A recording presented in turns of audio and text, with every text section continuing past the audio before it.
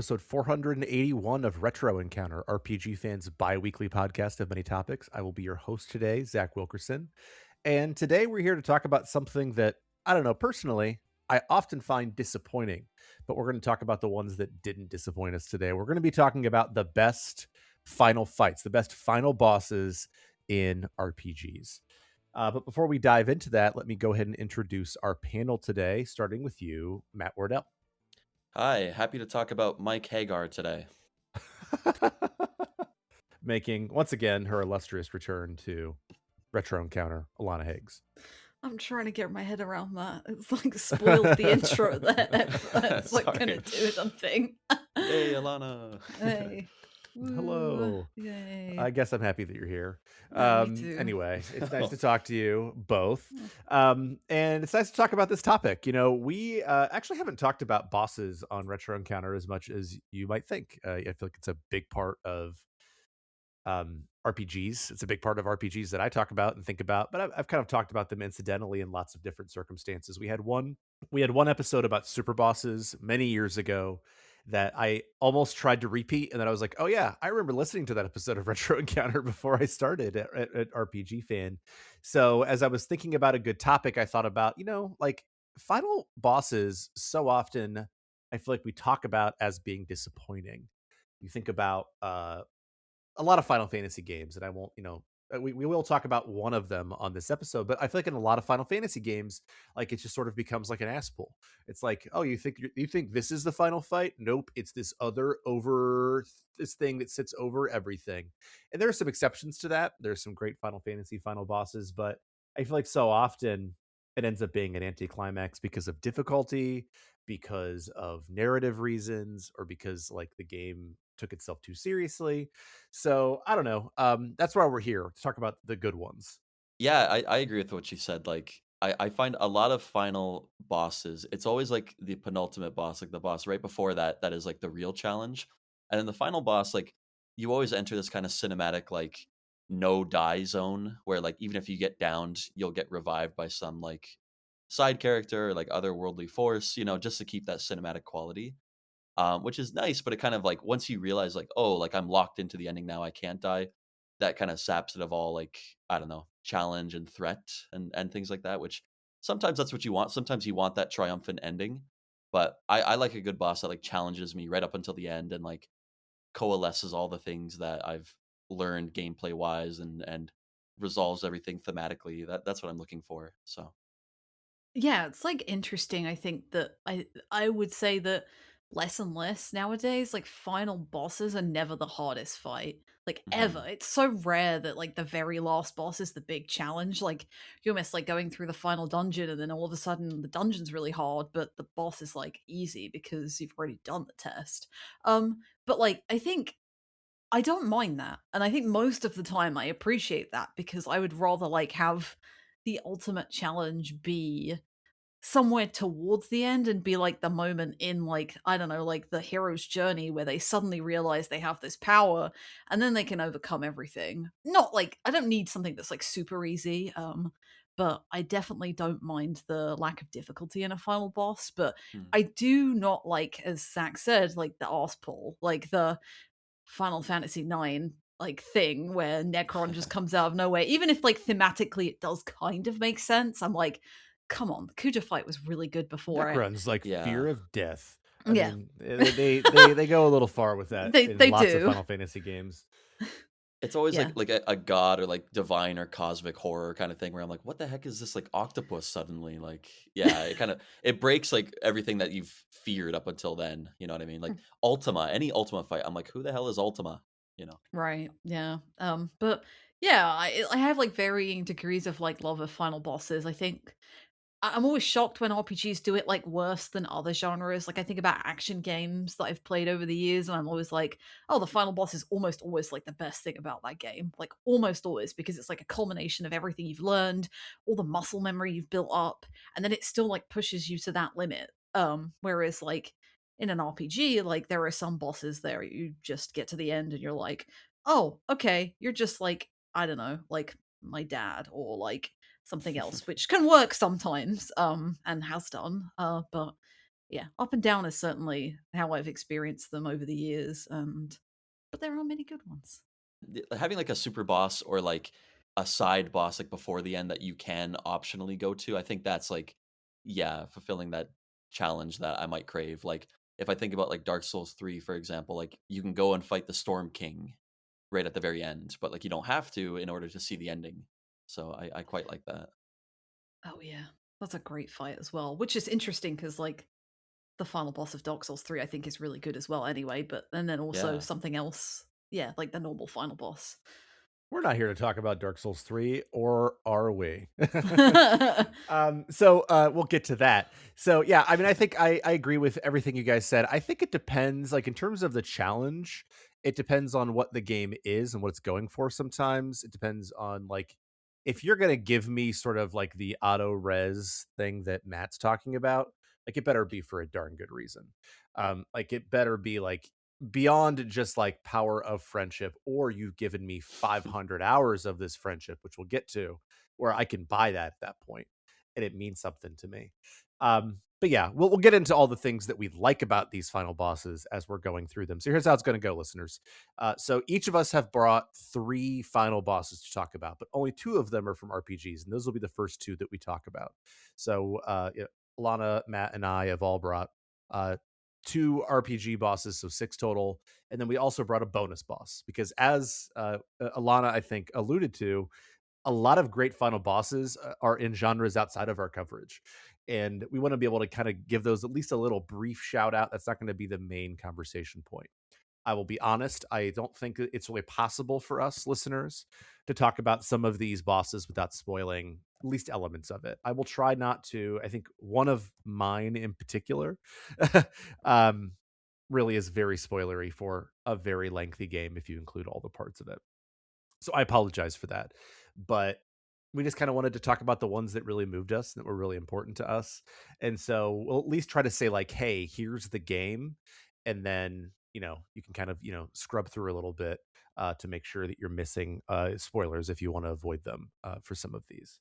Does anybody want to get us started with the first final boss that really got you going, that you loved? If we're talking about Dark Souls 3 already, Might I as think well. yeah, we why gotta not? jump right into the culmination of the Dark Souls trilogy. I'm talking Slave Knight Gale from Dark Souls 3, the Ringed City DLC. Is that right? Good I mean, I pick. think It all 3 of is. us have played this guy before, and Oh, yeah. yeah, it's just incredible from like every standpoint. So, how can you describe like the battle scene? Like you kind of you after a series of like incredibly difficult Souls fights, right, in the DLC, like the Demon Prince and all of that, you're going deeper and deeper into this kind of like crack in the world, and I guess you time travel to like like the absolute end of reality, where everything is just mountains and mountains of ash, right? If I'm remembering correctly. And You are. outside of this, you walk through this ashy, barren wasteland, and then you find Gale sitting there and like eating, I think, another body. And at this point, he's become like twisted into like this monstrous, like man down on his 4 legs kind of thing, and he turns on you and immediately pounces at you, right? Um, just from a storytelling standpoint, and I'm not someone that really pays attention to like the Souls lore that deeply. I just kind of take it like I'm on a ride at a carnival. I'm like, "Oh, look at that cool thing on my left and on my right." But Gale, like, you get this sense of like, okay, like a lot of great bosses, this is like 2 people at the end of the world. They had the same goal. He's also like someone that They're was literally seeking fighting the dark over soul. the dark soul. Yeah, I Yeah, mean, you that is the finally Oh yeah, definition of a they final do the boss. name pull, yeah. yeah, yeah, right? So you know that it's like the culmination of all that we've like been talking about, and then yeah, it just like you can see within Gale, like, okay, this is kind of what I've become. Like, I've become this monster that like eats the souls of all these creatures that I've destroyed, right? How many things have I killed over the trilogy's course? And the fight itself is like the perfect blend of like challenge without feeling like unfair. And like his health pool is huge. So like it's a lengthy battle, but like very fair and just he's fast, he's furious. He goes through multiple phases where he like at one point about halfway through, he gets up off of his like he's down on all fours like a monster, and then he gets up and picks up his sword, and suddenly he's like, okay, now I'm gonna fight you like man to man. And he starts shooting like flaming skulls at you. Like it is so metal and just so cool to see. And the thing that I think about with Dark Souls 3 is that when it came out, I played through it because I was like a huge Souls fan. I mean, I still am. And I played through it like maybe 6 or 8 times. I'm not going to say that about 8 times Nicely What? done. in a row, back to back. And I was so like petered out on it that I didn't touch the DLC when it came out for a long, long time. And I only played this DLC like 2 years ago, maybe, which is like nearly 10 years after the fact. And by that point, all the players playing Dark Souls 3 have left, right? So I had no choice but to do all the bosses by myself. I couldn't get any help from like summons or anything like that. And like, uh, yeah, what a rush of bosses, like so difficult. And like every time I'm like, there's no way I can beat this boss. But by the time I got to Gale, I was like, there's no way I can't not beat this I boss. mean, You know Sister what I Free mean? Day, I thought I couldn't beat that boss once or twice. That Yeah. was brutal. But Yeah. interestingly, Gale, I never felt that way about, and I Yeah. think it's because of all the reasons that you talked about, right? Like, I think that Slave Knight Gale, who for the record is an NPC who's actually involved in the previous DLC, and I think it's great too. It gets to your point, like you get this sense and scope of history with Gale, someone who's been through like multiple phases of a very long life, right? The same way that you would have as a player of Dark Souls 1, 2, and 3. And so you know him as an NPC. He's an interesting character, but like that you're never expecting that. I mean, I guess probably you're expecting that by the time like you got there or I got there because like we've all heard of Gale at this point, right? But um as I was fighting Gale, like the first phase, I was like, okay, I kind of got it. And I think I got him in like maybe 7 or 8 tries, which for me is good against like a challenging DLC level Souls boss. But it didn't feel like it was a cheap victory. Like sometimes, like I'll win against a Souls boss, and I'm like, I just kind of got lucky that time. Like the RNG was just in my favor. Like the first time I beat Free Day, I just got lucky. But and that was after like 2.5 hours. But with him, I was like, no, I learned the moves, I learned how to react, and that's exactly what I feel like it is like sort of like the thesis statement of what a Souls boss is supposed to be. And the setting is great, and it's my favorite Souls boss. I think still to this day, outside of maybe some that are not technically in our coverage, like some Sekiro game bosses. I think it's just fabulous. It's a fabulous fight. I've already talked about it at length on our Souls draft, which is why I did not bring it.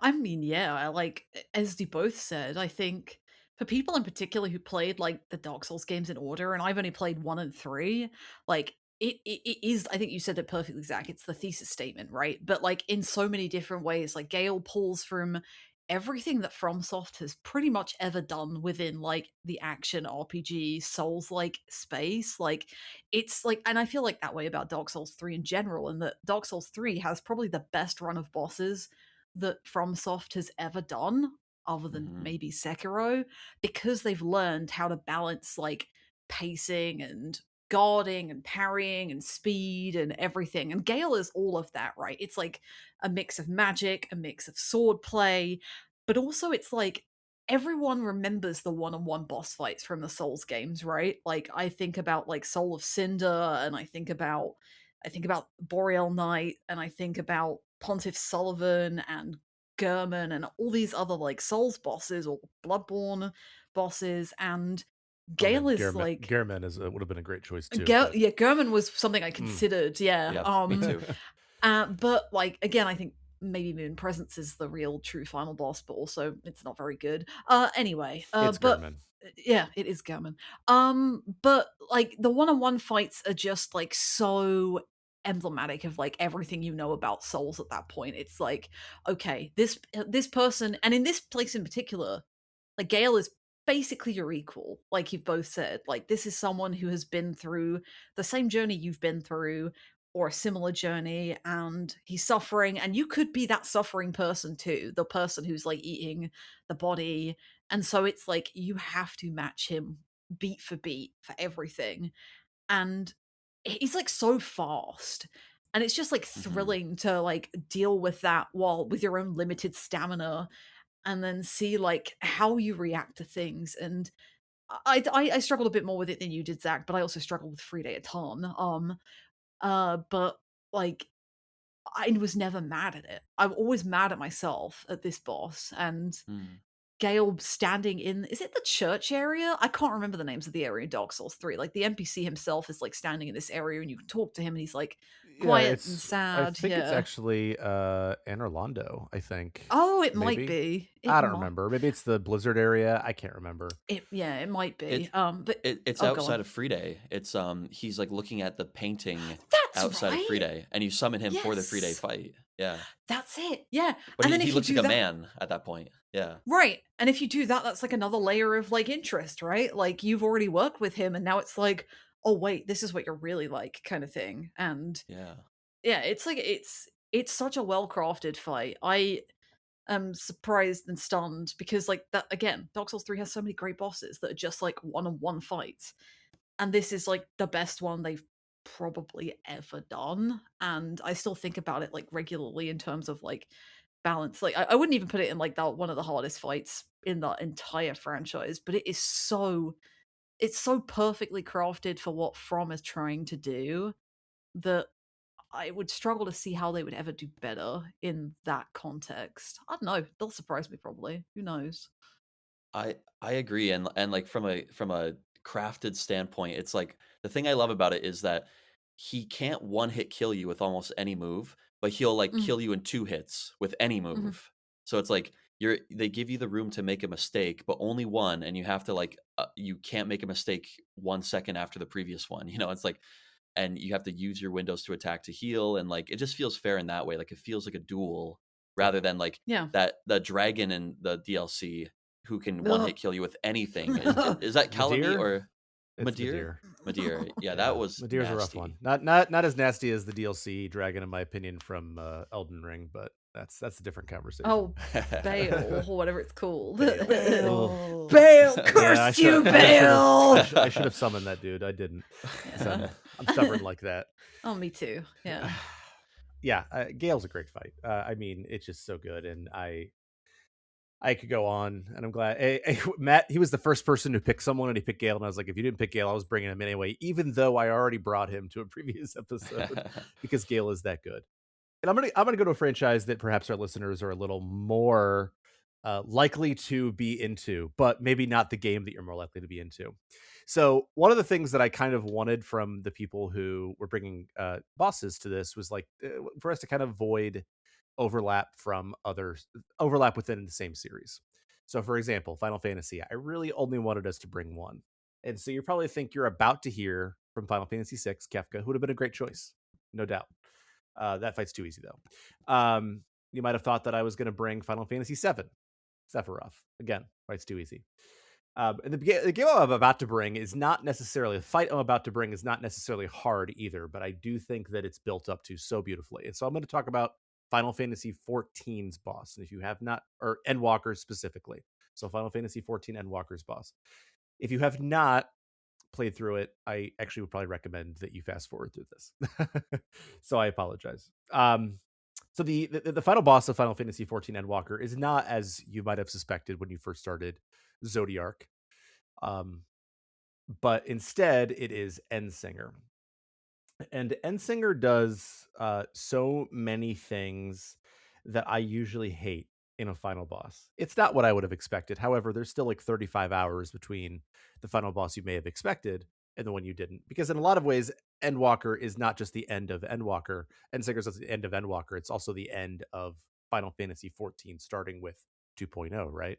And it is based on a character who's introduced in Endwalker, but she ends up becoming this sort of encapsulation of sort of the negativity of everything that could have been true for so many of your characters and so many of the worlds that sort of split off from the base of Final Fantasy XIV's source. But ultimately, it becomes sort of a shout against nihilism that is easy to fall into the way that final boss goes. So the final boss itself, I think mechanically is challenging enough. And I know if you're a 14 player and I say Endwalker and challenging, you're probably screaming at me right now. I understand.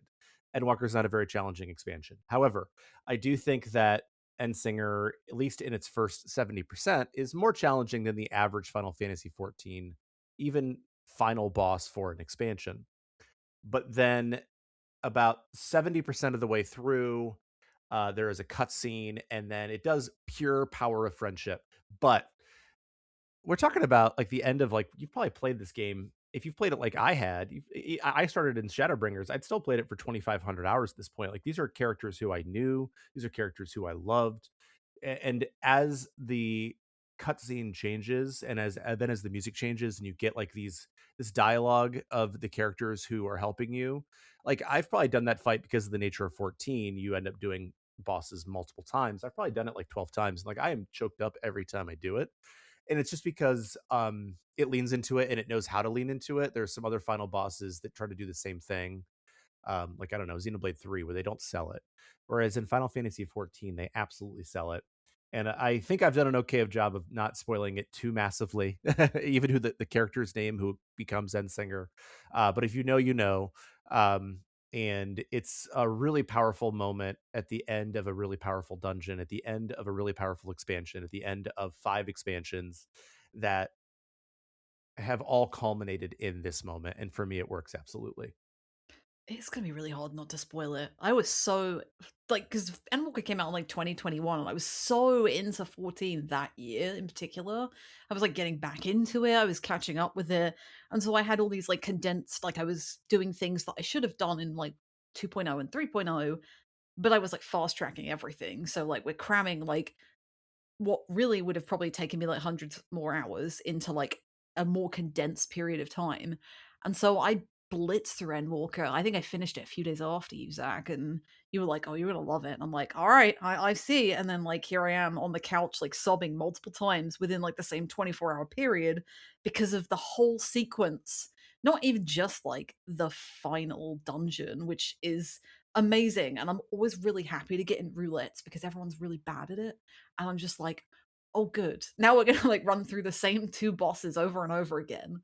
But Ensinger in particular, yeah, it's just like a striking design as well, and the whole context behind that fight, like the scenery, the stage, it's like again a culmination of everything you've done up until that point. Like there are surprising things that happen, there are less surprising things that happen, but that moment with like all your friends coming back, you're like, oh my gosh, because basically the boss like limit breaks twice, and the second limit break, you're like, "Oh my goodness, like, this is like a death moment." And then all of a sudden, like, the power of friendship scene comes in, and then all of these, like, voice clips come in, and it's so beautiful because it's like it's also like, if you've played, like, Shadowbringers, up until Shadowbringers, you know that, like, a lot of the boss fights involve the Warrior of Light, your character, like, summoning 7 other people, and those 7 other people are other players. And you think about like those connections that you make, just like random passing bys of like people who are just playing the game as well. And they're like, oh, hey, I'm happy to do this boss with someone else. And they'll come in and they'll help you. And it's the same situation. Like it's this like shared community that you've built up, but also this like group of characters that you've grown to love over like 2,000 hours. And I think what Singer as well like embraces so beautifully is like the thematic thesis of Endwalker in particular, like, and it's such a great contrast to Shadowbringers too. Like Shadowbringers is like heavy and it's there's a lot of despair and darkness, and it's like a very downtrodden experience with like a little bit of hope at the end. And even though there's like some horrendous, awful things that happen in Endwalker as well, there's always this like undercurrent of like, you know, suffering is normal. Suffering is what we are. We have as humans we suffer, but it's just part of life, and the joy of life is how we get through that suffering and how we deal with it. And that fight in particular like culminates all of those like theories and threads together that you've been following throughout, particularly the second half of Endwalker, where all of that comes together in that like excellent cutscene, which I won't talk about spoil because I think you could just say it's with Vana. That's enough. Yeah, that's With enough. Vinar, the best Yeah, cutscene ever. I still think yeah, about that line that she says every time, every day. yeah. And yeah, just like the way that it cuts through all the noise. Like you get like so many games are like, or so many like narratives think, oh, you know, you can solve things with like this amount of optimism, but like, and push other people down, or it's like, I don't know, depression or like any Yeah. kind of like dour like messaging feels like part of the point. But here it's like this is normal, but Well, also like how you get through it is more important. right. I mean, I think that for the end to land as well as it did, it had to like look at the hundreds of hours before it Mm. of darkness for it to have this ultimately extremely happy ending. And Matt, I know you're not this far. I've tried to walk around this ending this a lot. I don't think I've given too much away, I promise. I hope No, not. Uh but if you ever want to put in the time, actually, how far into 14 are you at this point, Matt? not much. I'm like in Okay. farmlands. Yeah, I'm like still fighting rats. Okay. So you're real early. Okay. Okay. Yeah.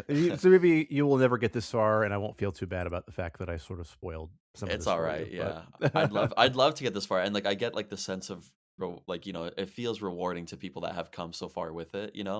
I'm watching videos of like the fight, but like skipping the cutscenes, and like I love a good like cosmic boss that throws planets at you. Like that's pretty cool. Uh-huh. yeah, and But I think that I didn't talk about the mechanics much, but like the mechanics are like, and if you do the extreme version, it's whatever. But like here, it's like they're like genuinely kind of interesting mechanics. They're easy once you know how to deal with them, which is every normal Final Fantasy 14 fight. But hmm, like I love the planet stuff. Like it's mechanically rich, it's thematically rich. It's such a great fight.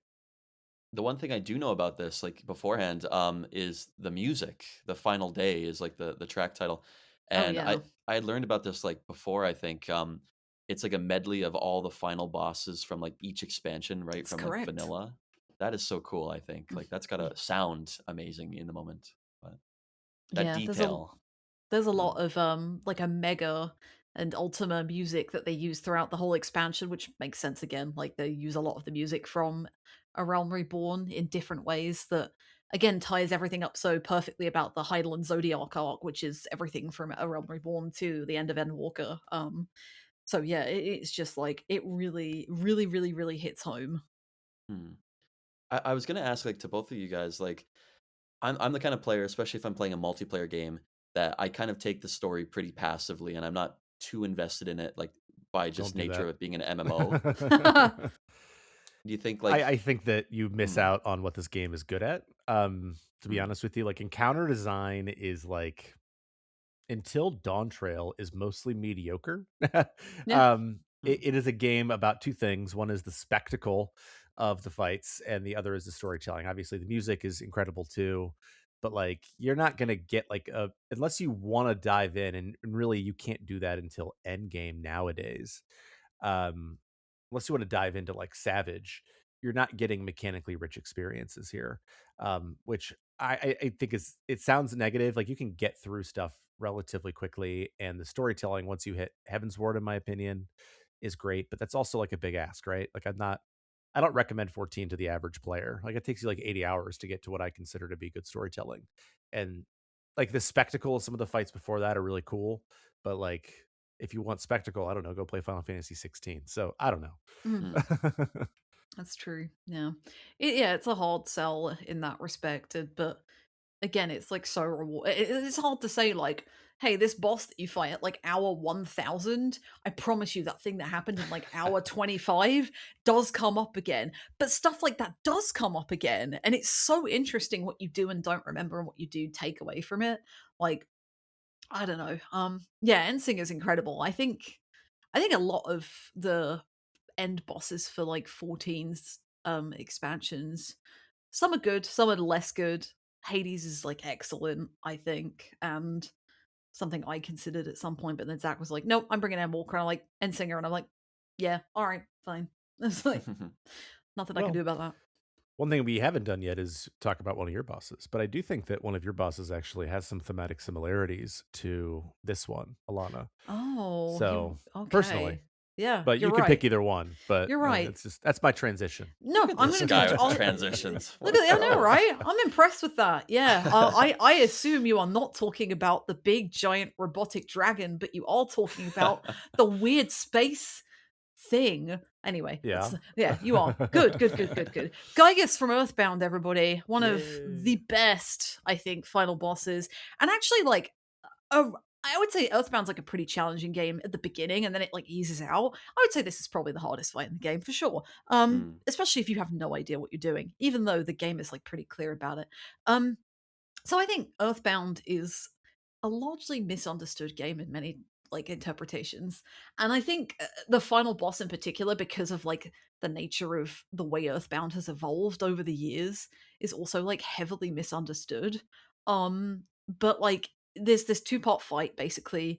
You've done a lot of stuff. You've got the 8 melodies as like Ness, Paula, and the other two kids, and you go back in time to eliminate this great evil that destroys the world in, I don't know, it's like the future. I don't remember if they specify how many years it is.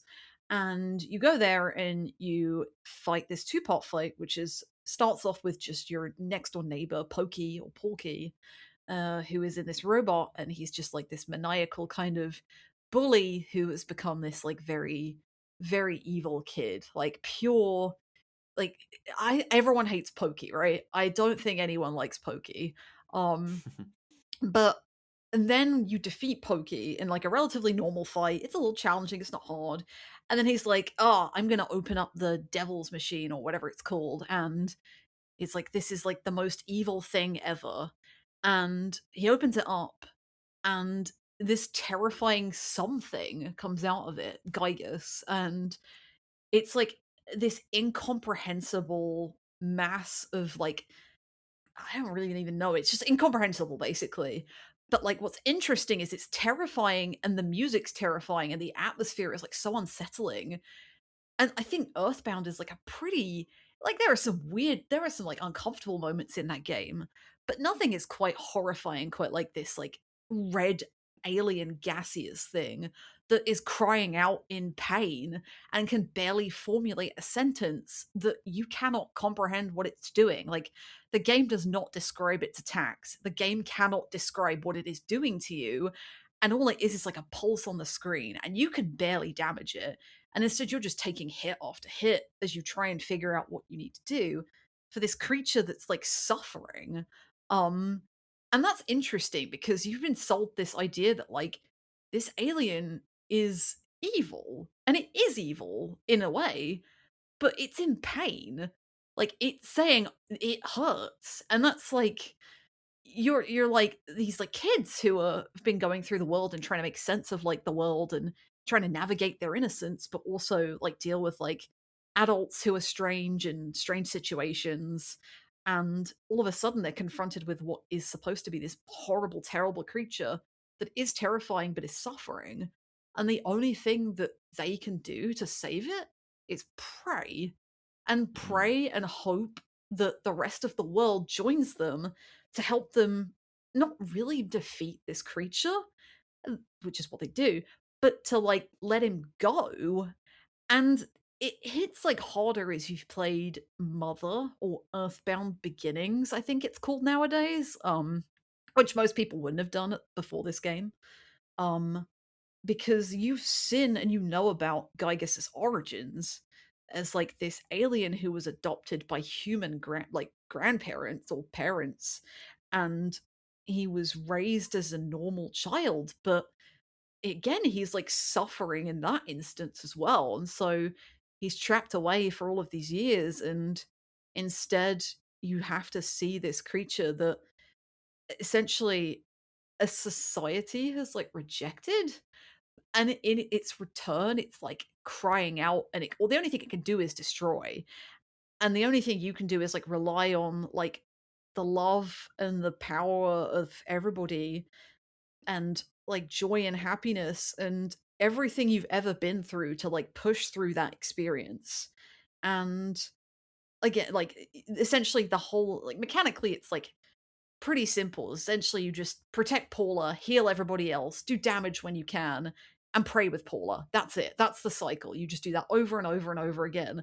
But as the music gets like more like it's almost like scratchy, like it's like a television like going Mhm. out of like crackly focus, and it's just like a generally very unsettling fight with like a message that Earthbound is really just about like kids who are trying to make sense of the world and are also like incredibly intelligent. Like they managed to figure this out. The adults have made this space creature suffer, and it's the kids who are like, "Oh wait, he's in pain. We need to help him," and or it or them. And it like really it's taken me a long time to like really get my head around that because initially it's just like, oh, it's like scary final boss, oh my gosh, in this like really cute game that's really funny and really weird. And I'm like, yeah, but like if you walk around and you see like when you're like 7 years old and you look at like cars and you look at like people like smoking on the street and having conversations, what's your perception of that? And it's like, then if you and then you think about things as a child and you're like, oh, but like this person might be talking about this thing, or like there's aliens everywhere. You have like crazy ideas as a kid. But then like actually dealing with that in like any kind of setting, you're like, how would I resolve this? Oh, you just give them a hug or something, right? Like, I Mm, don't know. But yeah, Earthbound is like one of the few video games that really like understands, I think, like kids' power to like empathize and understand things that adults often dismiss. And I think that that final boss is terrifying and excellent and thematically like unsettling as it is. It's also like really kind of beautiful, especially when you hit the credits and you're like going around and thanking everybody. And they sort of realize, oh, you did it. You're great. Thank you so much. We understand now. And it's just really powerful sequence that I think has I think the whole Mother series is really just about that. Like the power of children and the power of love and forgiveness in many mm. ways. It seems like such a easy JRPG trope to rely on is like, yeah, the power of friendship and like let's pray to defeat the monster, but like this is the most compelling and like believable use of that, I feel like in almost any game. For the reasons you said. And like I think when I think about like all like the great classics of childhood media, you know what I mean? It's like we always remember the things that are like unsettling and scary. Like, Mhm. you need like a bit of that like eerie element for kids to kind of like to resonate with kids, I feel like. And like you said, like this is a truly horrific final boss, and it's like the way that it's framed too is like, yeah, you're sent to the future and like you're basically sending these four kids on like a suicide mission to the future, Right. and they inhabit these robot bodies, right? Which is already like weird and unsettling. And like the backgrounds are so artistic, like the kind of like stark monochrome background, like before you enter Gygas's lair, and then Yeah. Gygas himself, the walk up to him is like basically like an H.R. Geiger like painting, Mhm. right? He's like squirming biomechanical intestines, basically, right? So like unsettling in so many ways, like in a way that I'm like, I don't know what this game was rated back when it came out, but like you could see like this boss alone giving it like a T or an M even nowadays. But yeah, and then like you have the challenge, like the relatively challenging fight, and then yeah, like the flashing from scene to scene of all the people that you've helped along the way, like praying for you and like actively empowering you in the middle of battle. Like it is very convincing, and it very emotional, like for such a Mhm. otherwise kind of goofy, silly game, happy-go-lucky game. Um, yeah, what a freaky boss, but great ending. Yeah, I mean, I think that Earthbound and the Mother series in general embraces sincerity above all. Mhm. Um, and it's so funny that the copycats do the opposite. Right. Um, they're not interested in sincerity. They're interested in pastiche. They're interested in sort of making it sort of a joke. But Mm, like nothing about the Mother series treats the characters like a joke. Um, I'm only sad that you brought this, Alana, because I think that the end, and I won't spoil this at all because I know Matt hasn't played it, but I think the final boss of Mother 3 is even more impactful Oh, because you 100%. have not just sort of the thematic weight of Earthbound, which ultimately I think is moving and touching thematically, even in the context of the game. But I think that in Mother 3, like it's all those things plus like it's personally Yeah. very moving, right? So I don't want to get into all that, but I think that I don't really have a lot to add to all the really smart things you guys said, except for that I think that because the game is so sincere throughout, it allows itself to sell that sincerity. And I know that might not sound like if you've played Earthbound, like so many people are goofy or weird or messed up. but like that's because people are goofy and weird and messed up in real life. Yep. And to a kid trying to interpret that, and as a person who played this game when I was 8 or 9 years old, true story. Huh. Like it's exactly like their experience is exactly what my experience was playing this game. I was like, what is happening here? But like it didn't seem that weird to me. It felt just like life. And yeah, Yeah. it's uh it's a great game and it's a great final boss. Yeah, yeah, I did really think about the final boss of Mother 3 for the same reasons. I think the Mother series is like the only series I can think of where I'm like, yeah, the final boss is the best fight in every game. Like every single game. Like I can't Hmm. even imagine. And again, like that last fight in Mother 3, I don't think you Nope, can not lose talking it. about it. Not talking about it. I'm not You talking can. about that's You are. that part. I don't think you can I'm lose it. cutting It all doesn't this. I matter. just want you to know. Fine, fine, whatever. The final fight in Mother 3 is really good. Go listen to the Mother 3 episodes. I appreciate that. I gotta play. I mean, I've played it a little bit, but like just the modes that you can play Mother 3 are like very limited. But I think I'm gonna just play it in Japanese. Like I'll go buy a Game Boy or something, honestly. But Oh yeah, you can actually do that, and you will understand it as well, which is like, I can be scared in 2 languages. Yay! I'm But trying to think of a transition from scared in 2 languages, and I don't think I have one. I mean, another game. There are multiple scary games, scary moments left here. There's one That's in, true. yeah. are we talking about the big scary pig next? My big Sure. scary We pig. I we mean, there's like a kind of a scary pig in Earthbound too, sort there of, depending on the way there you Porky, right? Yeah, yeah Porky. Porky, yeah big the pig. Porky But there's a Army. different giant scary pig in a different series. Yeah, that's good. Yeah, I you can have my job now. Anyway, Matt, who's your next boss?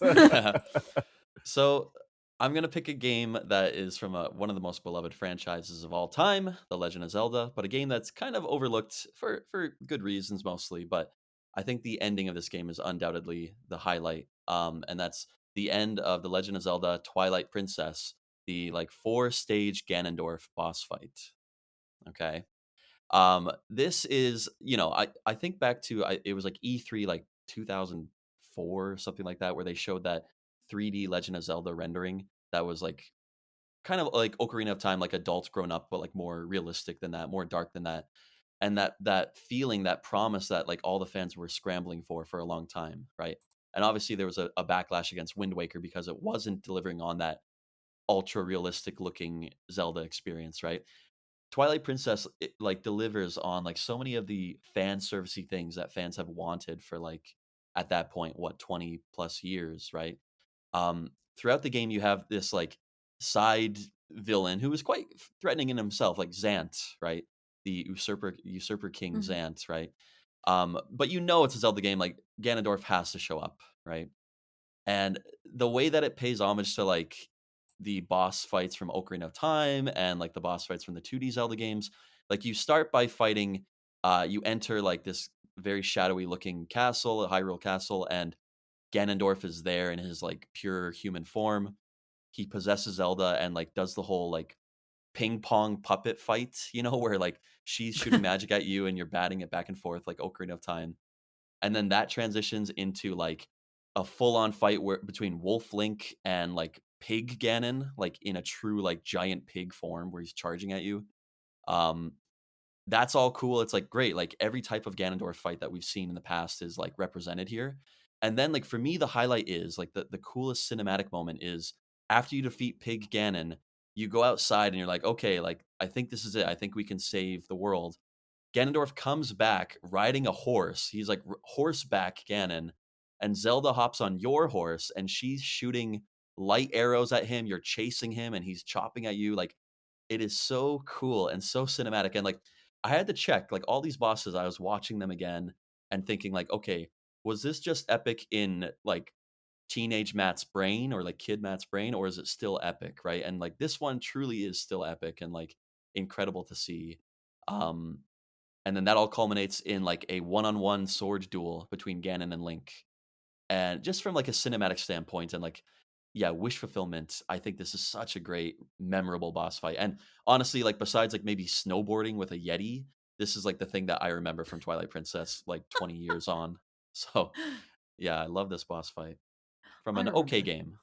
Yeah, right. I remember that snowboarding section. Yeah, I this is the only fight we'll talk about that I haven't done myself. And but I have played most of Twilight Princess, but I am aware of this fight because people talk about it all the time. And I think again, Zelda, there's 3D Zelda series we were talking about right before the podcast when we started recording. Are actually pretty good at final bosses, and Twilight Princesses in particular is amazing because, as you said, Matt, like it just understands like the hair, like it understands the light versus dark, good versus evil, pure like fight energy that like Zelda has always gone for. But it also is one of the rare occasions where Zelda's also actually allowed to do something.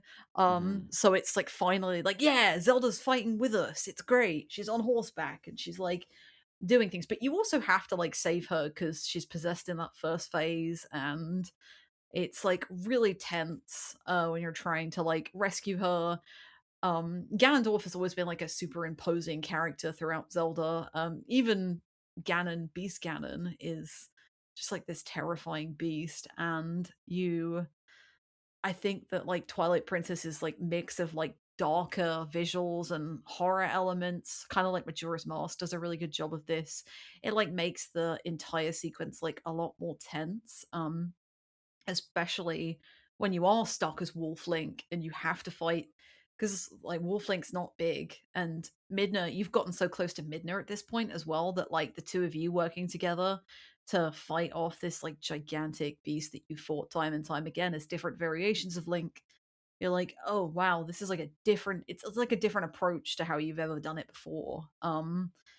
And the horseback fight as well. We've only done that like once or twice since, and this is still like the best version of it. And it's just so cool. Like it's so cool to Zelda as a series does such a good job of making you feel like the hero, and you really do just feel like the hero, like the absolute powerful beacon of courage, the beacon of light that the world needs in this moment to stop like what is pure evil. Ganondorf is never anything but pure evil in Twilight in well, in the few moments he's in Twilight Princess. And it's just such a cool scene and a cool fight to watch. I really should play Twilight Princess again and give it a fair shake because some of the dungeon design in that game is really good, but alas. Yeah, they definitely treat Ganondorf with like reverence as a villain, Hmm. Yeah, which makes it feel impactful. Like I'm not going to talk about it today, but like I feel the same way about Dracula and like the Castlevania games. It's like no matter how simple the fight might be, just yeah. like the atmosphere surrounding it is really potent. Yeah, I mean, I never finished Twilight Princess either, but even like I feel like Ganondorf or Ganon or whatever you want to call that entity, so frequently like it sits over the game. Like I think about Zelda 2 a lot. Maybe I shouldn't, but I do. I think about the game a lot. And one of the things they added into the US version was like this laughter of Ganon every time you die. Yeah. Oh yeah.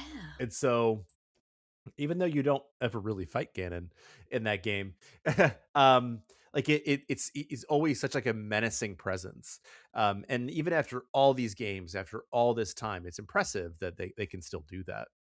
I mean, But yeah, he's like one of the great villains of video gaming. I feel like he's like top 3, he has to be. And like in terms right. of seriousness, he's like, you know, everyone knows Bowser, but like Bowser's not threatening ever, but Ganondorf is like still threatening. Yeah, you've never worked with him either. Like I've at never least gone Bowser's been go-karting with Bowser. Yeah, I've never gone with karting with him, whereas like Bowser's ready to get in the cart with me. Yeah. Yeah. Because like it's interesting because like he does have some lore, but like not a ton. He is just like he's kind of like a Darth Vader, right? I think if I'm Mm. gonna make that comparison, he's like a force of nature, a force of evil, and you know just enough about him, and that's really all you need to know. But he's almost always gonna be there. I think he's only missed like a couple of games, but you really feel his presence in every single entry, whether he's there or not. So yeah. Yeah, like just by nature of like call it reincarnation or whatever, like every incarnation of like Zelda, Link, and Ganon, like yeah, you can't have the other two without him appearing in some form, even if Yep. that form is like demise or like something visually similar, like in Hmm. Skyward Sword, like his Yeah, presence is felt for sure. Yeah. I can't think of a time because I've fought him in a lot of 2D Zelda games. Like, I can't think of a time that I've ever been disappointed by a Ganon fight, you know? Yeah. Like, I feel like it's always, like, a tough, challenging experience that feels threatening and feels appropriate to the game it came with.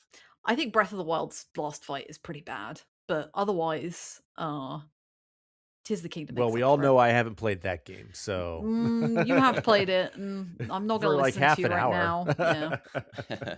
It's cool to be able to, like, see him, like, at least in, like, Breath of the Wild, like, I'm in the same boat as Zach, I haven't really played enough of it, but to see him, like, in the distance, like, he's still felt, and, like, I love Yeah. looking at Hyrule Castle and seeing, like, I one day I gotta face that when I'm ready. That's pretty cool.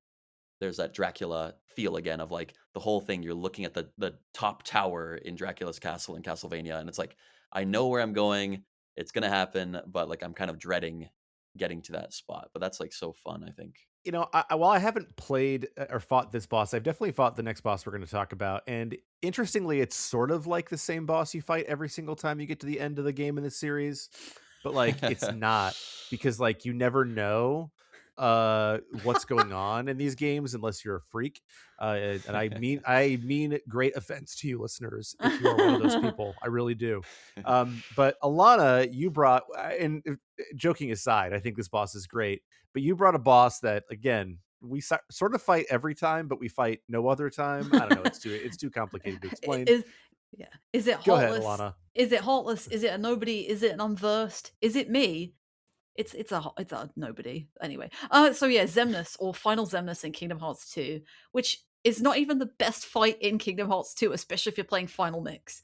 But it is a freaking amazing final boss in terms of like almost for similar reasons as Ganon, but like very dissimilar reasons to other bosses we've talked about. Like Xemnas is just a really, really, really, really cool long fight that is just pure spectacle, like all the way through, from like fighting him on the ground with like your allies to getting on some like weird hoverboard thing and firing and fighting the dragon while he's like throwing buildings at you to like doing some lightsaber duel with Riku at your side.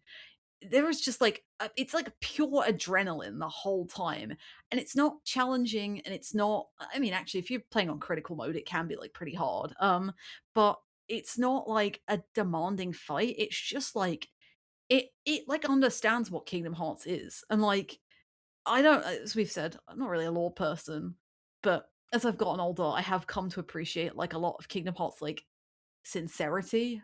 um and I think that fight, like, not the Xemnas part, but the part where you're with Riku, right? Like, the first phase of that fight is just you, Xemnas, Riku, and I think either Donald or Goofy, whoever you want to use, or I guess if you don't want to use Riku, then you're weird, but also okay. Um, it's like it's such a simple fight where you just have to like use reaction commands and you're like running up the building to like counter him and you're like slicing through him and you just feel really cool doing it. And I know the reaction command system gets like some It works much criticism. better here than it does in Final Fantasy VII Remake. So Oh, yeah, yeah, yeah. yeah, absolutely. Oh Hmm. god, yeah, let's not talk about that. But I think that it just looks like you've grown up with like Sora, and Sora's like this like lovable goofball, adorable, and he's been trying to get his like best friend back, and now he's got him by his side. And the two of them are like they are the two constants in that fight along with Xemnas. And it's like this is another example of the power of friendship, and Kingdom Hearts is basically power of friendship, the video game, right? But it works in this fight because it's like it just cuts through all the noise. I think there's like these two best friends who are finally working together at the best of their abilities after being separate for two whole games, three whole games, I guess. And it's such an impactful moment when all these new reaction commands you get with the two of them as you're countering this like gigantic beast on the second phase. Like Riku's the one piloting, and then Sora's the one who's doing all the fighting. And then when you get to the last phase, when you're like just the two of you in this like weird open empty space, and Xemnas is like fighting you with like these two laser swords, and then you have to like do the like where he like spins around the stage, and Sora and Riku are both like deflecting all the laser beams. You're just pressing triangle over and over again. You're like, no, this is cool, man. It doesn't matter. I was like 13 years old when I did this fight, and I was like, this is what I want to do. I want to be that people. I want to be those people. I want to do this, which is probably not a healthy thing to think, but it really like embraces just like the silliness and the over the topness of Kingdom Hearts that I think sometimes takes itself way too seriously. Um, and it's so fun as well. Like whether you do it at like on level or 99 or whatever. Like it's not a deep fight. It's not like there's nothing like super special you need. You don't need like you could go in and you can do it at level 1 if you really want to. So many people have. But it's just like it just gets it. It just gets what Kingdom Hearts is trying to do, and it's just be like this like loud and proud and really fun experience that really just understands like teenagers who want to look cool, and yeah, it's a daft, amazing fight, and I love it to death for just being as big as it is and as long as it is, and that final boss music as well with like the Shimomura piano and Oh yeah. the organ. Oh, it's so good. Like, aesthetically, yeah, it's just, like, Nomura, like, balls to the wall, and Yeah. it's such a like you said, I can't think of Kingdom Hearts anymore without thinking of, like, Hot Topic and, like, that kind of aesthetic of, like, belt buckles and Belts. zippers Yep. and yeah, Belts and yeah. zippers, yep. And this one especially, like, it stands out, like, you could show me the background of this without any of the characters in it, and I would know, like, okay, I know exactly what this is. Like, there's no boss zone that looks like this, like that kind of yeah, crackling monochrome. Like, it makes me think of like what like Dr. Caligari, like that kind of you know German expressionism kind of view. You know what I mean? Everything is Yeah. like Yeah. Are you the slanted one and being pretentious on this podcast I, today, and not me, Matt? I'm I'm really very trying proud not of to. you. I gotta say something stupid to like counter that, No, it's good. It's true, actually. Yeah, it is. but yeah, like you said, like covering all the gameplay, like even like the on rails, like fighting the dragon thing, the mechanical dragon, like brings back like the gummy ship kind of gameplay too, right? Like and the flying gravityless, gameplay, which there's a great boss in Kingdom Hearts 1 that does that as well, like a super boss. But Yeah. it like I was like you, I was really young when I played this. Like I think I was like 10 or 11, and like for me, this was a really hard boss, and it was also like a long boss. Like Mhm. I died on this boss multiple times, and like it's unforgiving. You have to do the whole like 20-30 minute thing again, That's true, yeah. which made it truly feel like when I got to Oh the yeah, lightsaber I fight with I did it on Riku. critical mode recently, and let me tell you, I did it more than once. It was Yeah, rough. right? So it is like a white knuckle boss fight for sure in that way. Or it can be if you're like a dumb kid. But um but also like for me and for many people, like this was the end of Kingdom Hearts for like a long, long time, right? Like it Yeah. took like 12 years. So it was a satisfying end from a gameplay standpoint. And like it was cool to see like, okay, Riku's here, Kairi's here, King Mickey is here, like all the characters that have been so shadowy and like elusive are now here.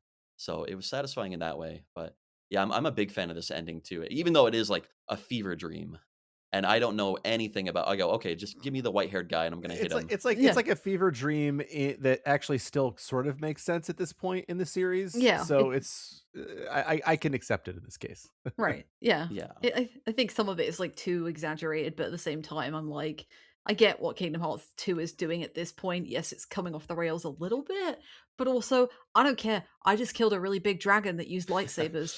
I really don't care. I'm on the beach now. Anything could happen after this, and I don't care. And then I did care because I continued to be either excited or disappointed with Kingdom Hearts. But that's a different conversation.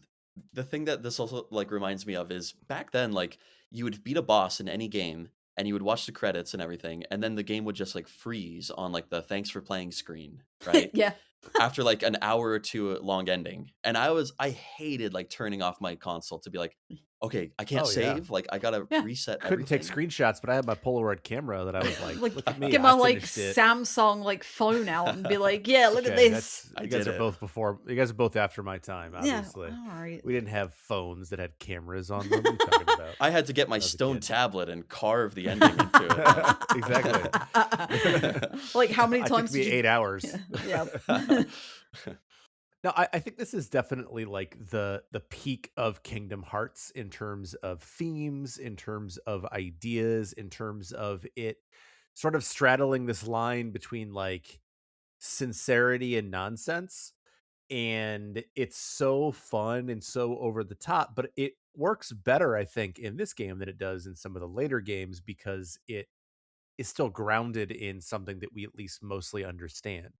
And the end of Birth by Sleep, I think, is actually one of the more understandable Kingdom Hearts games, but like its its final boss is not as over the top or as fun as this one, right? I think because it feels itself as being like more serious and more Yeah, it's way and more more grounded. grounded. A Yeah. duel. And Yeah. yeah, so because of that, I don't think that I think this captures the series absolutely in all its glory and for everything that I love it for. And I will still be playing Kingdom Hearts 4 the day it comes out, maybe Yeah. reviewing it for RPG Fan, who knows? Because I still genuinely love this series. And it's because of like moments like these. hmm Yeah, it was a good reminder watching you play Kingdom Hearts 2. And I was like, oh yeah, this is actually like great. Yeah. There's a reason people love it. I I also gotta say, like, Kingdom Hearts 2, like, and in general, Kingdom Hearts is, like, so impressive with the amount of assets that they pour into it, like, the character Mm. models and the backgrounds and everything, like, it's like, this is the same game where I was playing as a lion, like, fighting through Pride Rock, like, Yeah. it's crazy to think about, and just watching it now, like, I realized random thing is the final boss when you're flying towards the ship, which is a huge boss ground, by the way, like, for the PS2, Yeah. um, the background is so wild looking. It looks just like the background, like the cross media bar of the PS2. I never thought about that until now, but it's like Okay. the flying blue cubes. You know what I mean? Like I don't know. It feels kind of like fourth wall breaking in that way a little bit. It's like you're breaking I think it's reality. just of its time. Yeah, No, yeah. I like that. No, I'm gonna buy that. I think Matt's right. That's the Okay. theory I'm gonna live with. I Nomura is a think. genius. That's Yeah. all I'm I saying. No, mean, he is he is, yeah. in his way. But yeah, that's true. But we should talk about something that's got some really good assets and visuals, I think. Ooh. Look at that. That You was talking really about nice. Octopath Traveler 2? Of course I am. Okay. Well, I did bring a boss from Octopath Traveler 2, but not for the reasons that Alana just described. Um, Octopath Traveler 2 is, so I'm talking about V-Day from Octopath Traveler 2. Octopath Traveler 2 as a whole is such an enormous improvement over Octopath Traveler. We had a spoiler cast that Alana was there for, and even then, I don't think I sold how much of an improvement it is. And one of the many reasons why it's an improvement is that Octopath Traveler 2 has a true final boss that is not some crazy super boss that you need to spend hours trying to figure out the build for. Now, don't worry, Octopath Traveler 2 has that, and I did that. Let me tell you, it was crazy. But the thing about V Day is, first of all, it is actually built up to as a final boss. Whereas in Octopath Traveler 1, you have these 8 separate stories. Here, the 8 stories come together in a way that is not just like, hey, here's a super boss. It's like, hey, here's the end of the story. V Day is, in terms of the base game of Octopath Traveler 2, by I think an enormous margin, the hardest boss. And I love that about V Day. And it was the first time as I was playing through it, because I was playing it for review. So like I didn't know there was still a super boss afterwards. I thought like, okay, maybe this is the super boss. And like the difficulty of it for me, like still was giving me super boss. And so I was trying to pull out some of my strategies from Octopath Traveler 1. And I was like, oh, these aren't working. Oh, I sidestep is not as powerful now because you know how to counter it because you had to use multiple lines of characters um, throughout the fight. I think it is. I actually don't think that the overall story that they bring together of Octopath Traveler 2 is all that good. I think I like it less than most people, but I think the boss fight itself is a perfect example of what I hope for in a JRPG that I so rarely get, where it's not so challenging that it requires you to be like a super genius or to look up a build to beat it. But it also isn't so easy that it's like a pushover. Like it really requires you to engage with the job system of Octopath and really think about, okay, here's how I'm making my jobs work together. I have to think about all 8 of them as well. Like I can't just have one team or the other because that's not going to be enough to get me through what's happening in this fight. So I think that, and we're going to get to some bosses that in a moment here who are fall outside of the JRPG genre. But one of the things that I really want in a JRPG or a turn-based RPG in general is a game that forces me to fully engage with all the mechanics that are there. And that's why I've become like a fan of hard modes or things like that, because I feel like a lot of times, like the developers put all this time into thinking about like what's the system supposed to look like, and then to me, from my perspective, I want to think about how do I do the thing they like. not do it in the way they wanted me to necessarily, but how do I engage with all the mechanics that were there in a normal or an easy mode so often nowadays doesn't force you to do that. And that's fine for people who like that. But like I want all the mechanics. I want all the things you baked into the system. And V-Day, I think, without going too far with it, does a great job with that as a final boss. It's commendable too that like in Octopath Traveler's case, it's like balancing bosses. You have 8 different like pathways, right, with different bosses that you have to think about like what level, what abilities, like what can the players do up until this point to not trivialize it or not make it too difficult. So like yeah, the balancing here is pretty incredible. Um and just like when you're talking about like turn-based JRPGs like that, I don't think it's, like, visually that cool or, like, thematically that cool, but, like, the boss balancing in the final boss of Dragon Quest XI, I was really impressed by, like, how difficult but fair it felt. So I Yeah, think this is, like, a similar thing, but I agree. visually and from a soundtrack standpoint, this is way cooler than that. Oh, Um, yeah.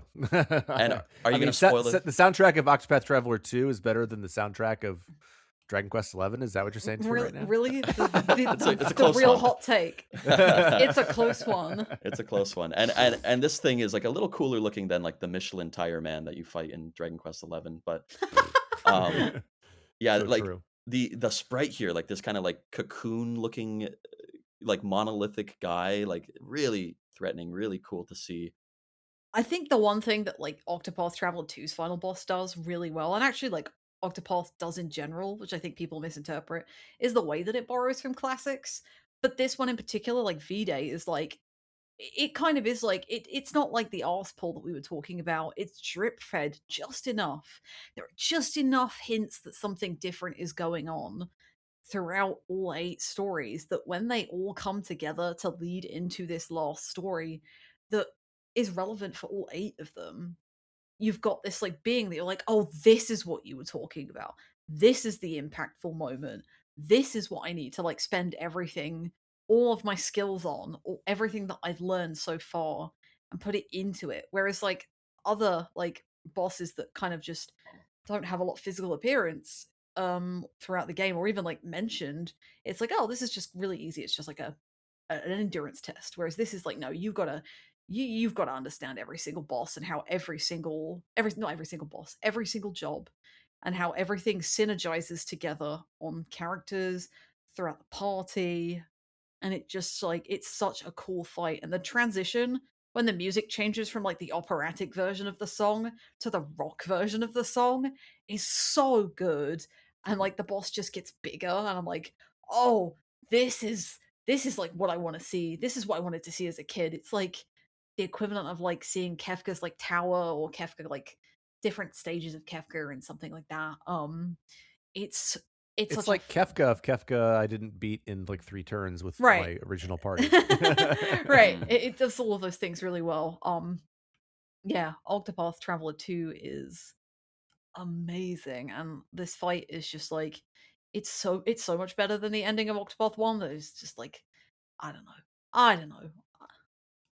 As a kid, like, playing RPGs and JRPGs, like, I was so bad at min-maxing and so stupid, quite frankly, that, like, I every boss fight was, You're like, not alone, don't worry. you're I right, was like right? that too. We all were, Yeah. yeah. Every boss fight was challenging and, like, made it feel more epic, like, the sense of victory when you beat them, that I rarely get that now, like, playing a turn-based game now because it's like, okay, like, I see what the game is laying out before me, and I know what they want me to use, and, like, I can break the game much more easily than I could as a kid, I feel like.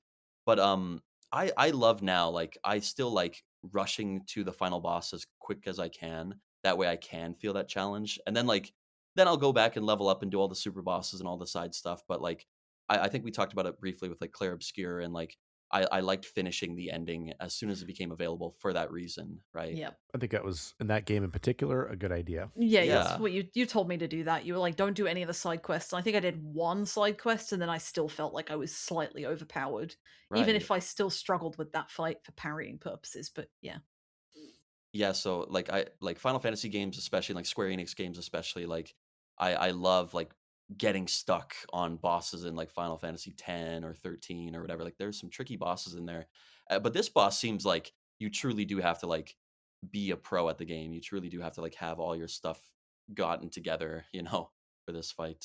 But yeah, great to look at, great to play. Yeah, it's amazing to think that the super boss is actually even harder. Super Boss is way harder. Which is incredible and so Yeah. fun. Yeah, very satisfying to figure that out.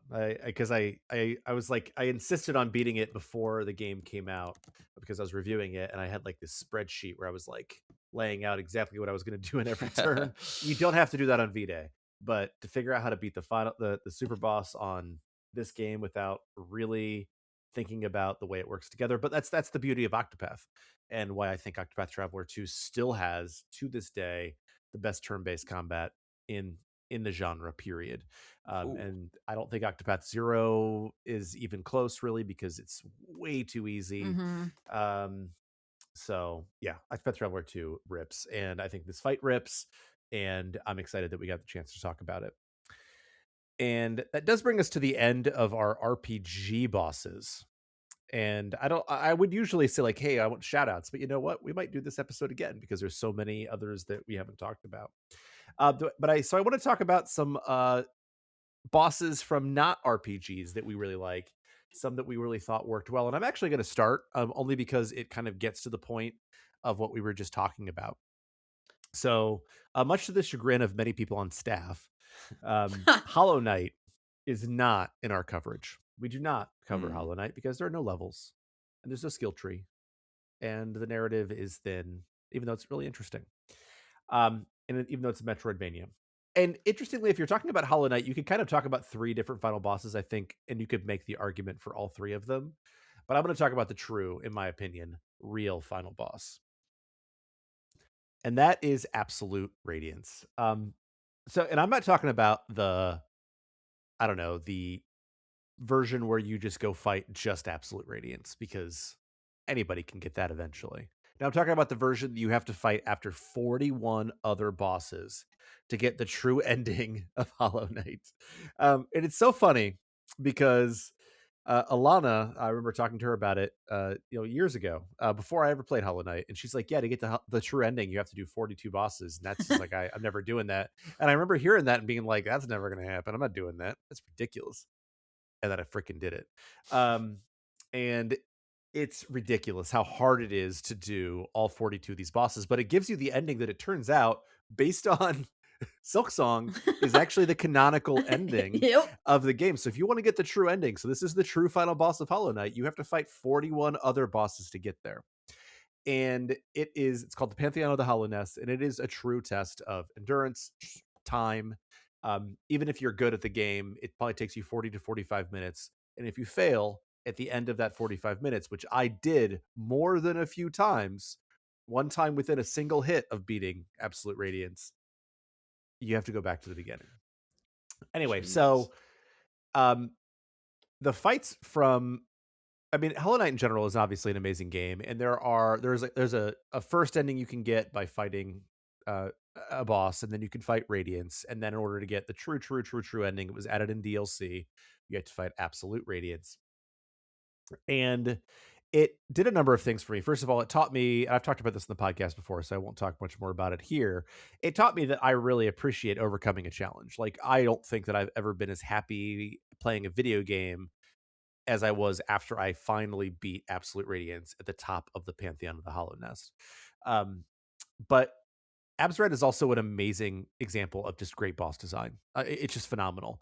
It's technically a 7-phase fight, but like some of the phases are sort of seamless between them, where you have you have a baseline phase, and you have like platforms, then you have to climb platforms, and then you're at the very top where Absred is just firing stuff at you, and it's not very hard. But like the thing that's hard is your nerves at that point. You're 45 minutes in, and you're like, oh my gosh, I can't make a mistake here. And it's just it's extremely challenging even on its own. My wife Alana here struggled, and she has beaten Abzrad, but I don't think you've done P5 yet. I haven't. Um, yeah, and it's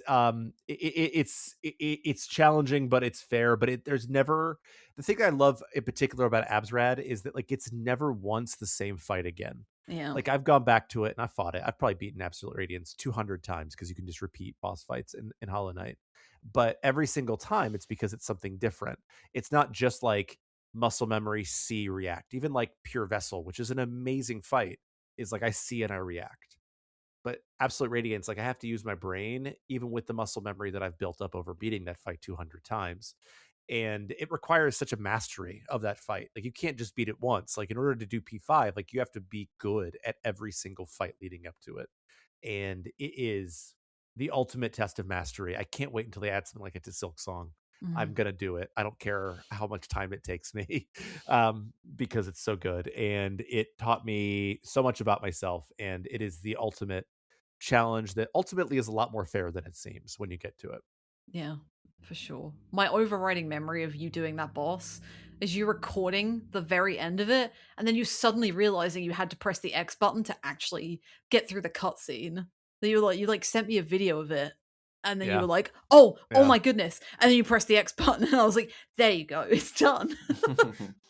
I I love that feel. I've beaten Hollow Knight like when it came out, I think, and I don't think this DLC was like available at that point, so I've No, never God, gone God through Home was it. the last of the four they released. Right. And like to their credit, they've added so much to it. So I haven't even played Silk Song yet, but I really want to do this challenge first, I think. But it is scary to me. Like just talking about it, my hands are sweating. And I'm like, I'm the kind of guy where like I get antsy when I'm fighting the boss and like I'm like, I gotta take breaks to wipe my hand on my, pant legs or whatever, right? Or on my You pillow. don't have time Cause for that. exactly that's the problem. I'm like, oh my God. You really don't. It sounds stressful. But I do love that feeling. Like we talked about before, like off mic, like as the kids say, locking in. You know what I mean? Where like you enter that flow state where you're like, okay, like I can't make a problem and like my senses are heightened. It's like this must be what my ancestors felt when they were like running from a saber-toothed tiger because this is my It's equivalent of actually the that. truth. Yeah, I mean, it like is. it's as close as we can get. Right, Fighting like God Without Moth. like getting in like UFC fights, which no thanks. Yeah. So I'm good. Yeah. Yeah. Yeah, I'd rather fight a moth. But that's true. yeah, so great game. I mean, like I really want to appreciate it on the level that so many people do, and I love that it's making like quote unquote hardcore gamers out of people that otherwise aren't that. Mhm. You know what I mean? That's what it did to me. So It yeah. really, yeah. It did 100%. transform you. Yeah. It's just weird that I haven't done P5 because I found out I like really hard bosses a long time ago with my non-RPG pick. And then I like don't really dive into them very often. So Virgil from Devil May Cry 3, you fight Virgil 3 times throughout Devil May Cry 3 and he's harder every single time. But like the very last fight and like no one is playing Devil May Cry 3 for the story. And you shouldn't do because don't do that. But like there is some like incredible like kitchen sink drama to twin brothers, one who rejects his demon side, one who loves his demon side and wants to be like pure evil, just like coming to blows right after working together in this one-on-one duel where every single action you choose to do your opponent has an equal reaction. So, like, if you go into Devil Trigger, Virgil will go into Devil Trigger. If you try and, like, stab him, he will slash you away and then, like, surround himself, or he'll do Zanmato style, like, sword play. And, like, every single thing that you have to do, it requires, like, precision. And Devil May Cry 3 is not an easy game at all. It is one of the harder games I've ever beaten. Like, when you hit Cerberus, like the first couple of bosses are okay, and then you hit Cerberus, you're like, oh, okay, you have teeth, and you can't rely on anything. You like at that point, you only have your sword and your guns. That's it. But by the time you hit Virgil, you've got like a lot more of your arsenal, but you can't like change equipment during the fight. You have to like know your tool set that you've decided to stick with throughout the whole game, and it is just like it is pure like it is a pure like samurai duel, but in like an action circumstance. It's like a fighting game. I say every single Mm, reaction action has a reaction. You have to know how to deal with it. You can't run away all the time. You can't be in his face all the time. You have to be watching him the whole time. And it is just like pure I think a lot of people love the final fight in DMC5. It's not as hard, so I don't think it's as good. And the second part of that fight as well relies on like something that we talked about, like not necessarily the auto revive, but you're like overpowered. Like it's deliberate. It's a part of the narrative. Which again, why are you playing Devil May Cry for the narrative? Just play for how stupid and dramatic it is. But like yeah, Virgil and Dante being like opposites and just like seeing that play out in such like a nail biting fight where like if you get caught in a combo, you're dead. You are dead. You will not do it. Like even getting like a C rank on that fight is hard because of how like demanding and how quick you have to be to react to everything. And this is like an arcade style fighting like action game. It's not like Bayonetta, which is like way more fluid and way more like you've got like way more options. This is like you have your sword, your guns, and probably one other sub weapon, which is probably going to be Agni and Rudra. So because that's the best one. But yeah, it's an incredible action fight that is so over the top, but in a different way to Kingdom Hearts' final fight. Like this is like pure drama, but pure difficulty as well, like pure mastery of a game that you've been playing for like 12 hours and you've had to like perfect more and more as you've progressed. And it's this sort of like a curve towards the end as well, where it's like, oh, this isn't too hard anymore. It's good. And then like Virgil's here, just like, nope, here you go. That's it. You get good, or that's it. You just gotta deal with it. I love when a game ends on like a one-on-one fighting game esque duel, and I Uh really huh. considered like bringing a fighting game ending like Cyber Akuma or something like that today. And I'm also more of a sucker, like you said, for the like the brother on brother fighting Yep. drama, right? Like, I mean, there how many Metal Gear Solid games end with like Snake and Liquid and or Ocelot like punching each other naked on the back of a Metal Gear? Like, I eat that crap up. Like, I love that, you know. And like, I love when the characters get like tired from fighting each other, but they just keep desperately fighting. Like, it's such a cheesy thing, but like, I love that. Like, Uh they're huh. like leaning on each other while they're punching each other. Like, Yep. that's so cool to me. But this fight too is yeah, just like thematically and gameplay wise, like people talk about this fight a lot. Actually, like it's got a lasting legacy, and I can see why. Um, yeah, Devil May Cry, very very cool. I mean, if you're talking about Metal Gear Solid already, Matt, Yeah. I didn't time want to to just go all the transition way too with it. fast into mine, but Yeah. No, No, it's you gotta good. do It's it. good. um, yeah. So I mean, I could have picked almost any like Kojima ending fight because they're always very cinematic and epic and like over the top. But I feel like from a visual and storytelling standpoint and a gameplay standpoint, you have to talk about the boss from Metal Gear Solid 3. You spend the whole game as Naked Snake, like chasing your mentor, right?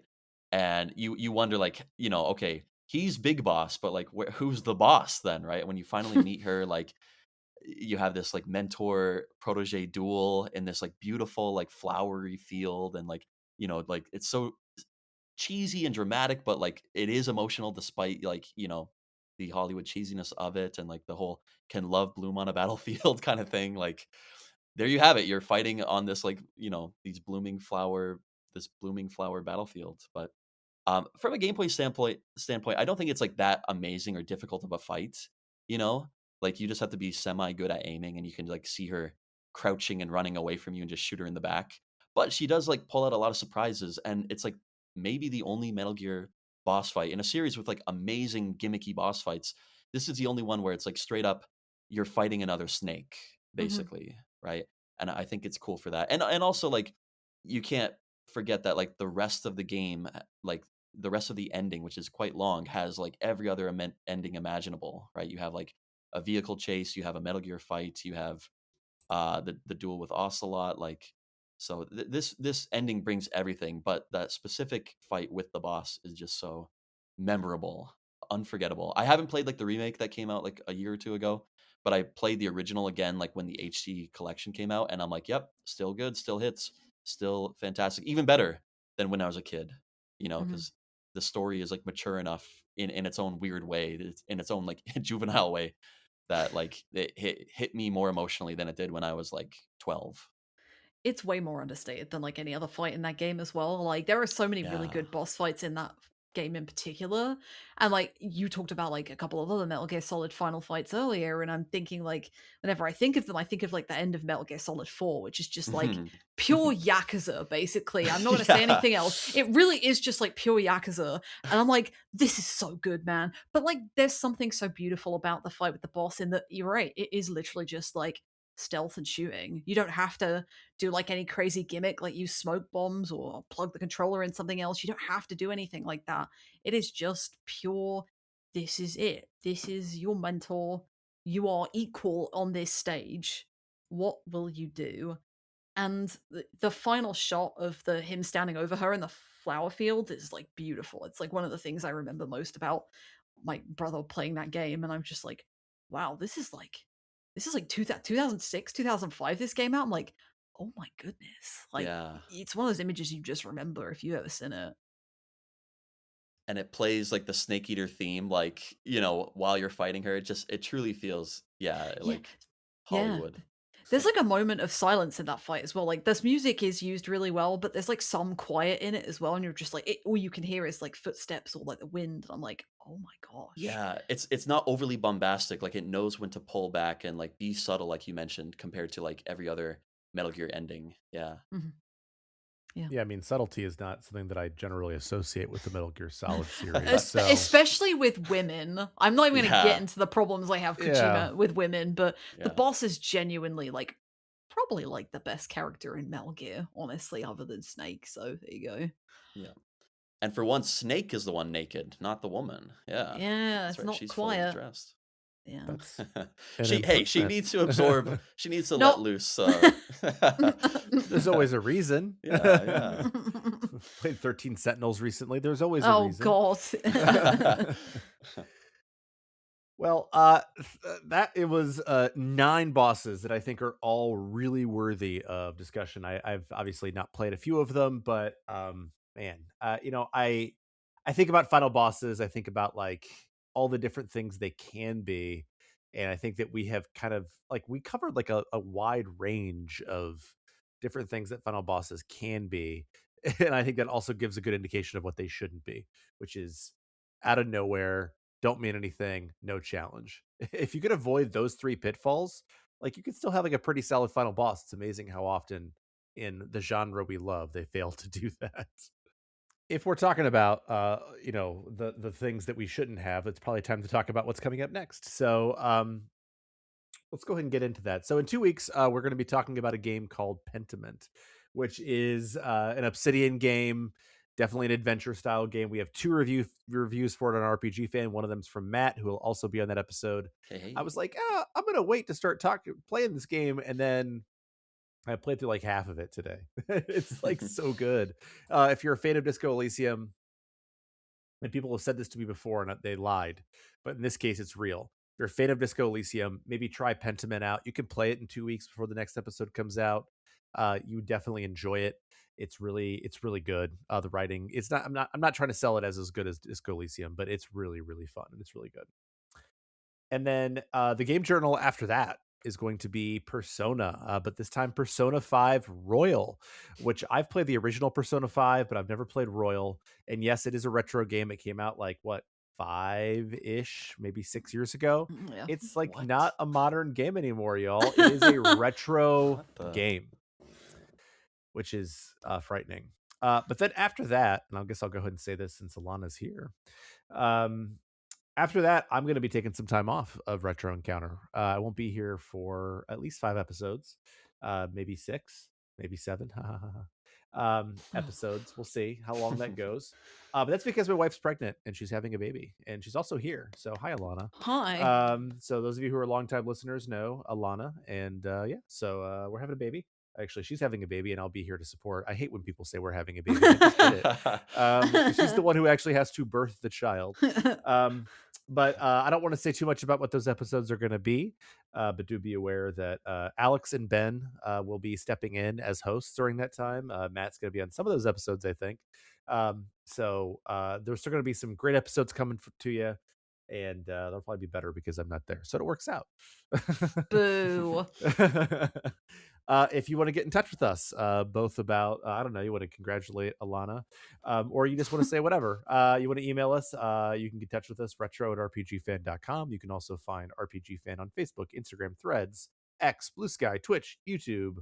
RPG Fan are usually RPG Fan.com in most of those spots, including on our Discord, which you can join as well. If you want to support us, we have a shop posted by TeePublic. You can get to it by going to rpgfan.com/shop, or you can Google it, or it's also a link on the website. You can buy t-shirts, mugs, not onesies, unfortunately, as I discovered recently. They used to sell onesies, but that has not yet been corrected. We also have two other fine podcasts. One is Random Encounter, usually hosted by John O. Logan, about current events, usually games that we've sort of reviewed recently. The most recent episode of that, well, I don't know what it is because we're recording this a little ahead of time, but go give that a listen. And then we have Rhythm Encounter, which is about RPG music. That is usually hosted by Mike Salpato. Those usually come out one Monday. Each Monday, you're going to see one of them. They're both great podcasts. So if you don't listen to them yet, you should. So give them a listen. You can also review us on Apple Podcasts, Overcast, YouTube, Spotify. I don't know, wherever you're listening to us, you can review us there. 5 stars really help us a lot. Gets the word out, even if it's like a thing you don't want to do right now. I promise you it will help us if you give us some reviews. Let's talk about how you can review the individual panelists, starting with you, Matt. I guess you can read my writing at mattwardellwrites.wordpress.com or some of the stuff I put up on rpgfan.com. And Alana. The only place you can reach me nowadays is on Nintendo Life, where I do features sometimes, but like mostly just do background stuff. But there's always something there for me, so just go Background stuff. You write like guides for a lot of the biggest games That's that are true. released. That's Yeah. true. So if you ever went to Nintendo Life for help with, I don't know, the last Zelda game, the last 2 Zelda games. Yeah, that's true. Right? The last Thank 2 Zelda Alana. games. Yeah. Yeah. And the last like Pokemon games too. Like that's weird. Yeah. Gosh. If you want to see Yeah. those final bosses, go to Yeah. Nintendo Life. That's true. And if you want to get in touch with me personally, you can email me, zachw@rpgfan.com. I'm also around on our Discord as Zach W. So if you say something in the podcast channel, whether positive or negative, I will probably see it. And I will get back to you. You can also DM me if you would prefer to talk to me more privately. And I will get back to you eventually, I promise. Sometimes I forget. I'm not great at checking Discord, but there we are. So I want to thank the two of you again so much for coming on, and I want to thank the listeners for listening, and good night and good luck.